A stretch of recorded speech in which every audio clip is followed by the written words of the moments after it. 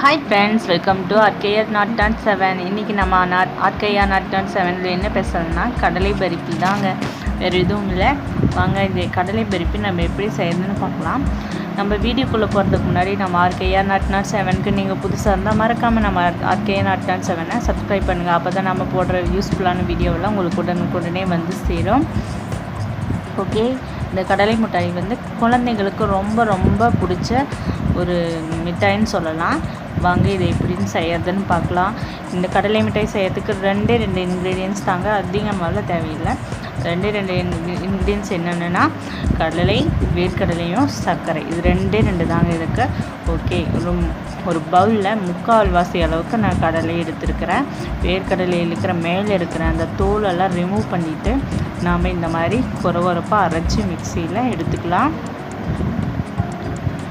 அடுத்தது நம்ம எவ்வளோ வேர்க்கடலை எடுத்தோமோ அதே அளவு வந்து சுகர் எடுத்துக்கலாம்.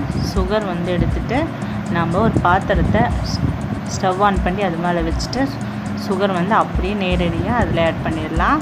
இதில் வந்து வாட்டரெல்லாம் நம்ம ஆட் பண்ண தேவையில்லை. அப்படியே நம்ம இதை வந்து மெல்ட் பண்ணி கேரமெல்ஸ் செய்ய போகிறோம். ஓகே, சுகர் வந்து நம்ம நேரடியாக அப்படியே அந்த பாத்திரத்தில் போட்டுட்டோம். இதை வந்து நாம் அப்படியே வறுத்து விட்டுக்கிட்டே இருந்தோம்னா அந்த சுகர் வந்து நல்லா மெல்ட் ஆகிடும். மெல்ட் ஆகிட்டு அது கேரமெல்க் மாதிரி நம்மளுக்கு கிடைக்கும். அதுதான் நம்ம கடலை பருப்பி செய்கிறதுக்கு தேவையானது. ஓகே, இது பாருங்கள், இந்த மாதிரி ஒரு 1/2 நிமிஷம் வறுத்து விட்டுக்கிட்டே இருக்குனாலே நம்ம சுகர் சிரப் மாதிரி அடியில் வந்துட்டு இருக்கு. அப்படியே சுகரோட கலரும் சேஞ்ச் ஆகுது பாருங்கள். இது வந்து நல்லா சேஞ்ச் ஆகிடும். இன்னொரு பாருங்கள், இன்னொரு 1/2 நிமிஷத்தில் இன்னும் சேஞ்ச் ஆகிடுச்சு. மொத்தம் 1 நிமிஷம் தான் எடுத்துக்குது. ஓகே, இது பாருங்கள், கேரமெல் கிடச்சிருச்சு. இந்த மாதிரி லைட்டாக ப்ரௌனாக இருக்கும் போது லோ ஃப்ளேமில் நாம் ஸ்டவ்வை வச்சிடணும். இல்லைன்னா கேரமெலுக்கு வந்து இன்னும் திக்காகி ஒரு கரிஞ்ச வாசம் மாதிரி வந்துடும். இல்லைன்னா சாப்பிடும் போது ரொம்ப கசப்பு தன்மை வர மாதிரி ஆயிடும். அதனால் வந்து லோ ஃப்ளேமில் வச்சிடணும். லோ ஃப்ளேமில் வச்சுட்டு நல்லா அதை கலந்து விட்டுட்டு அடுத்தது வந்து நாம் அரைச்சி வச்சுருக்கிற அந்த கடலை,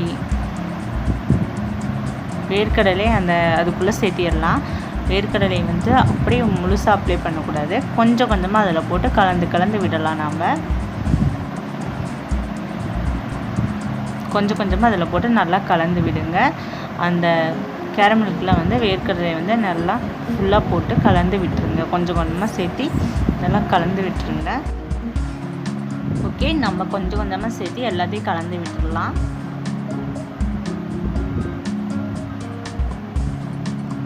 இது செய்யறதுக்கு வந்து ரொம்ப நேரமெல்லாம் எடுத்துக்காதுங்க. வெறும் 3-4 நிமிஷத்துலேயே செஞ்சு விடுத்துடலாம். 5 நிமிஷம் கூட நம்மளுக்கு தேவைப்படாது. 4 நிமிஷம் 3 நிமிஷத்துலேயே நம்மளுக்கு சீக்கிரமாக செஞ்சு எடுத்துடலாம். நீங்கள் இது வேணால் வீட்டில் சீக்கிரமாக ட்ரை பண்ணி பாருங்கள். குழந்தைங்களுக்கு இந்த கொரோனா காலத்தில் நம்ம வீட்டிலே இந்த மாதிரி ஹெல்த்தியாக மிட்டாய் செஞ்சு தரலாம். ஓகே, கொஞ்சம் கொஞ்சமாக அதில் வேர்க்கடலை ஆட் பண்ணி நல்லா மிக்ஸ் பண்ணி விட்டுருங்க.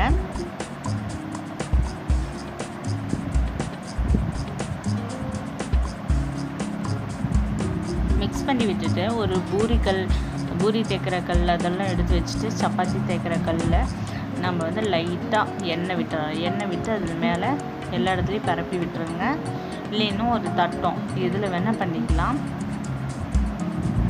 ஓகே, நல்லா கலந்து விட்டுருங்க. கலந்து விட்டுட்டு இந்த மாதிரி ஆன பிறகு நீங்கள் வந்து இந்த மாதிரி எண்ணெய் அடியில் தொலை விட்டுட்டு ஒரு கட்டையில் நம்ம இந்த செஞ்சு வச்சுருக்கிற இந்த பருப்பியை உள்ளே சேர்த்திடலாம். சேர்த்துனோன்னா சீக்கிரமாக நம்ம இதை வந்து ரோல் அவுட் பண்ணிடலாம் ஒரு பூரி தைக்கிற கட்டையில்.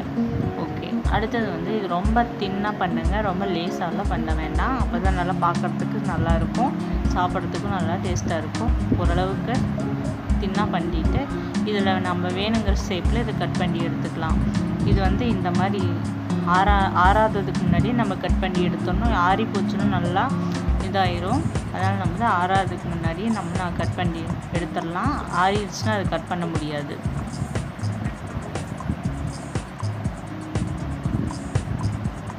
கட் பண்ண ஒரு 3 நிமிஷம் 2 நிமிஷத்துலேயே இது நல்லா ஹார்டாயிரும்.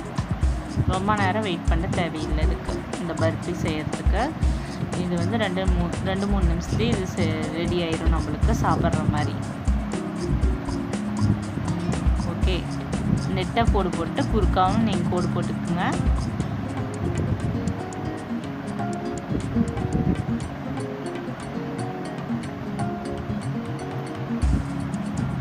உங்களுக்கு பிடிச்ச ஷேப்பில் கட் பண்ணிக்கலாம். இந்த ஷேப்பில் தான் கட் பண்ணணும்னு இல்லை. உங்களுக்கு பிடிச்ச மோல்டு அந்த மாதிரி இருந்தால் வச்சு அமுத்துனீங்கன்னா அந்த அச்சு கூட நம்ம செஞ்சு எடுத்துக்கலாம் நம்ம பிடிச்ச ஷேப்பில். நான் ஓகே கட் பண்ணியாச்சு. வேறு பிளேட்டில் ட்ரான்ஸ்ஃபர் பண்ணி காமிக்கிறேன். வாவ், சூப்பரான கடலை பருப்பி நம்மளுக்கு ரெடி. இந்த மாதிரி நீங்கள் வீட்டில் ட்ரை பண்ணி பார்த்துட்டு மறக்காமல் நம்ம RKR 007க்கு மறக்காமல் நீங்கள் கமெண்ட் பண்ணுங்கள். இந்த வீடியோ உங்களுக்கு பிடிச்சிருக்குன்னு நம்புகிறேன். இந்த வீடியோ உங்களுக்கு பிடிச்சிருந்தா ஃப்ரெண்ட்ஸுங்களுக்கு ஷேர் பண்ணுங்கள், அப்படியே லைக் பண்ணுங்கள். ஓகே, மறக்காமல் குழந்தைங்களுக்கு இந்த கடலை பருப்பியை வீட்டில் செஞ்சு கொடுங்க. ஓகே, பாய்.